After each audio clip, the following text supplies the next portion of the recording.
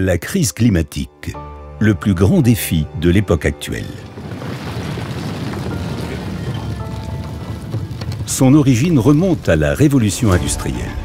C'est le moment où nous avons commencé à brûler du charbon, du pétrole et du gaz, faisant ainsi exploser la quantité de CO2 dans l'atmosphère. Depuis, le réchauffement climatique progresse sans interruption, alimenté par toujours plus de CO2 rejeté par les énergies fossiles. Mais qu'est-ce que le CO2 exactement? C'est un gaz à effet de serre qui contribue au réchauffement de notre planète. Plus on en rejette dans l'atmosphère, plus la température augmente. Mais sans CO2, il n'y aurait pas non plus de vie sur la planète. En effet, toutes les plantes et les autres organismes en ont besoin pour couvrir leurs besoins en énergie et pour grandir. Les plantes se servent de l'énergie du soleil et d'eau pour transformer le CO2 en biomasse. La plante consomme elle-même déjà la moitié de la biomasse ainsi créée et de l'énergie du soleil qu'elle renferme. Cette consommation génère du carbone qui est libéré lorsque la plante respire. Elle utilise le reste comme matériau de construction pour produire ses feuilles, ses fruits et ses graines, ses branches, ses racines et son tronc. En automne, les feuilles et les fruits se décomposent. Et l'année suivante, le cycle recommence à nouveau. Aussi longtemps qu'elle est en bonne santé, la plante continue à lier du carbone et ce processus ne prend fin que lorsque l'arbre finit par mourir. Lorsque cela arrive, presque tout le carbone est libéré dans l'atmosphère.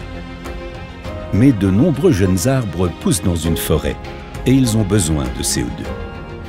Dans son ensemble, la forêt consomme à peu près autant de CO2 qu'elle en libère. Le cycle est donc en équilibre. Il est neutre en carbone. Ja, der natürliche Kohlenstoffkreislauf besteht im Wesentlichen aus zwei Teilen. Das ist zum einen die Photosynthese, bei der die Pflanze... Le cycle naturel du carbone comprend la photosynthèse, lorsque la plante absorbe du CO2 en se servant de l'énergie du soleil et d'eau pour produire de la biomasse, et de l'oxydation, quand la plante transforme la biomasse en énergie et libère du CO2. Peu importe si la biomasse se décompose, est consommée ou brûlée, la quantité de CO2 rejetée est toujours identique à celle qui a été capturée auparavant. On le voit bien dans la formule de la photosynthèse. C'est la raison pour laquelle on considère la biomasse comme neutre en carbone.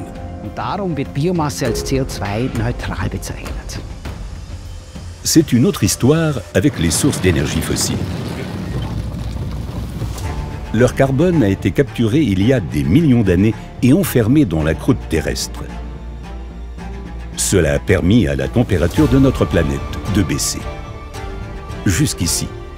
En exploitant de manière excessive le charbon, le gaz et le pétrole, nous ramenons à la surface tout ce carbone et nous accélérons inéluctablement le changement climatique.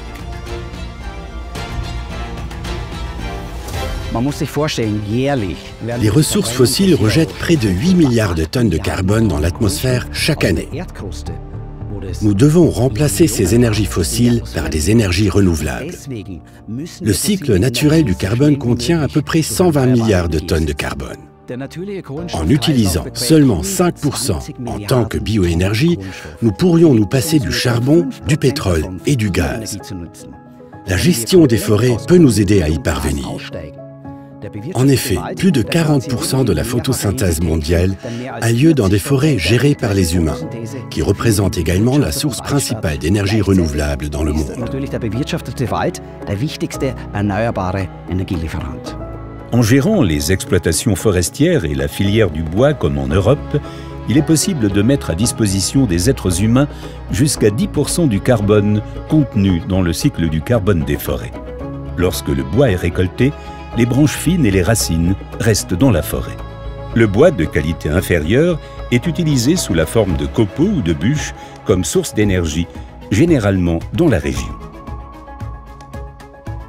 Le bois industriel est transformé en cellulose, carton ou papier, mais génère aussi de l'énergie renouvelable en tant que produit secondaire.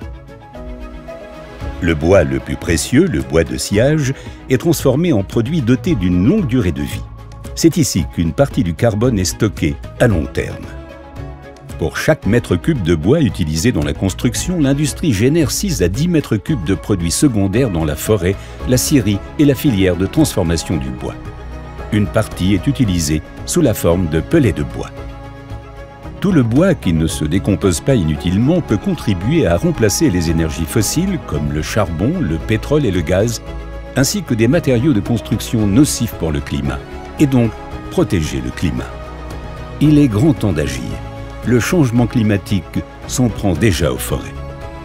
L'utilisation du bois aide la forêt de plusieurs manières. Les zones endommagées sont rapidement remises en état. Les arbres trop vieux ou peu adaptés sont retirés pour donner plus de place aux arbres en bonne santé. Cela nous permet d'encourager activement la croissance d'arbres mieux adaptés au changement climatique. Grâce aux technologies modernes, la bioénergie peut même être négative en CO2 si le carbone rejeté lors de la production d'énergie est stocké dans le sol. Une fois que nous avons abandonné les énergies fossiles, nous pouvons donc même refroidir le climat.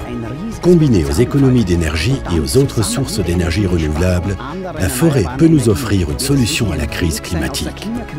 Chaque jour compte pour éviter la catastrophe climatique. Mais ensemble, nous pouvons y arriver. Gemeinsam schaffen wir das.